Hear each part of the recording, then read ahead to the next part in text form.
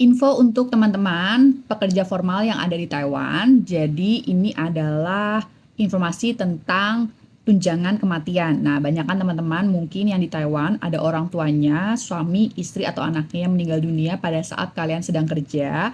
Dan ini khusus untuk pekerja formal. Artinya hanya kalian yang pabrik, panti, konstruksi, pertanian, perkebunan itu bisa karena kalian ada bayar Astek. Tapi kalau untuk PRT itu tidak bisa ya, karena kalian tidak ada bayar Astek. Nah, persyaratannya apa? Persyaratannya itu kalian butuh dokumen di Indonesia, akte kematian, KK, itu perlu untuk diterjemahkan dan dilegalisir. Untuk teman-teman yang mau tanya atau mau konsultasi atau mau dibantu untuk prosesnya, kalian bisa hubungin aja WhatsApp aku ya. Nanti itu kalian harus ada formulirnya seperti ini yang diisi. Kita pun juga udah kasih tahu gimana cara pengisiannya. Itu diisi setelah kalian dapat dokumen dari kita. Jadi dokumen yang harus disiapkan itu apa? Harus ada KK dan juga ada akte kematian. Nah, nanti harus diterjemahkan dan dilegesteto. Jadi harus dilegesteto seperti ini. Setelah itu baru kalian bisa ajukan klaim. Nah, sebenarnya apakah harus melalui CC untuk klaimnya? Enggak ya. Kalian klaim Astek itu bisa juga lewat agent, bisa juga lewat PT di Indonesia, atau kalian mau urus sendiri juga bisa. Lihat kalian di mana enaknya aja. Nah, cuman aku informasikan aja untuk teman-teman, apakah perlu biaya C untuk proses ini? Perlu ya.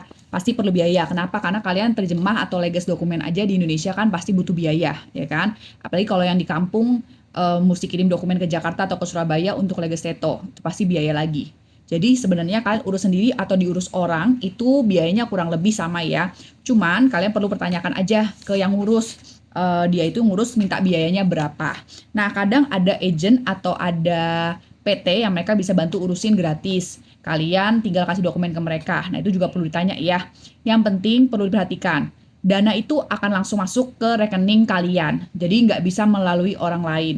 Dan ATM atau buku rekeningnya harus kalian yang pegang ya. Jadi jangan mau tuh kalau misalnya agentnya atau PT-nya bilang, prosesnya gratis mas, tapi nanti dipotong pada saat sudah cair ya.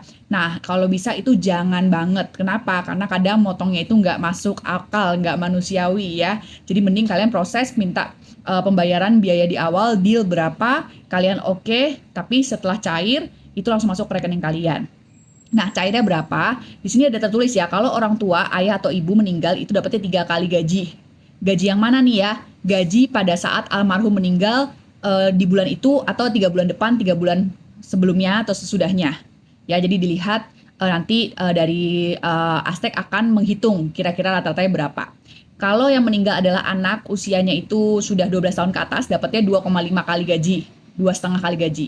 Kalau anaknya di bawah 12 tahun, dapatnya 1,5 gaji.